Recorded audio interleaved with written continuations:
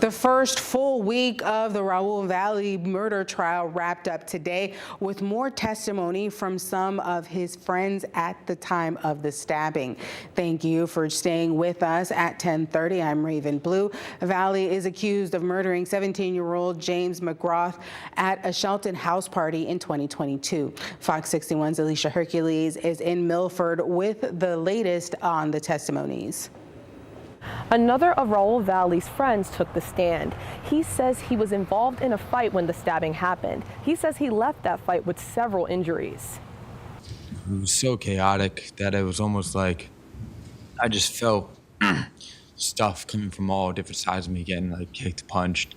Day 7 of the murder trial started with testimony from Tyler DaSilva, a longtime friend of Raul Valle. In exchange for his testimony, DaSilva made a deal with the prosecution and was given immunity. DaSilva testified to being at an earlier party with Valle and another St. Joseph student, Jack Snyder. At that party, a fight broke out after Snyder took one of the students' 12-pack of beer. DaSilva says he was later added to a group chat where the Shelton students and St. Joseph students argued back and forth. Someone also texted the address to another party at Shelton student Tyler Rich's house. When they arrived, he says more than 30 people surrounded the car. The car started rocking a little bit. You could feel it getting kicked. DaSilva says Snyder drove down the street, getting out of the car to inspect the damages. So I knew the Riches. I knew Tyler Rich. I also know a lot of Shelton kids too. So I thought I could talk to them. Before going back to the party, he says he heard Valle ask for a knife from Snyder. Snyder then drove back to the party house where both Valle and DaSilva got out of the car to confront the Shelton students when things escalated. More kids kept funneling out, got louder, more chaotic. They started screaming at me. I started screaming back.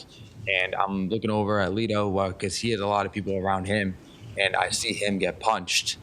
And I almost took a step forward and I got hit from the back of my head. After the fight, DaSilva says he had several injuries. I had a concussion, multiple contusions all over my head and body, bruised ribs, bruises all over my body. DaSilva says he never saw James McGrath involved in the brawl.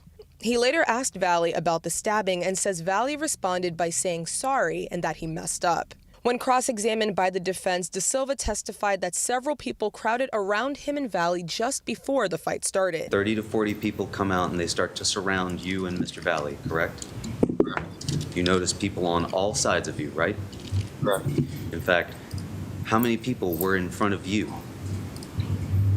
I don't know the exact head count, but I would say around 10. Mackenzie Trafficante, Valle's ex-girlfriend, also took the stand. I felt like I was begging at one point for them to just not go back down there. After she learned of the stabbing, she questioned Valle about the incident. Text messages were shown in court where Valle denies ever being involved in the fight. Valle now faces a murder charge and 3 charges of first-degree assault. In Milford, Alicia Hercules, Fox 61.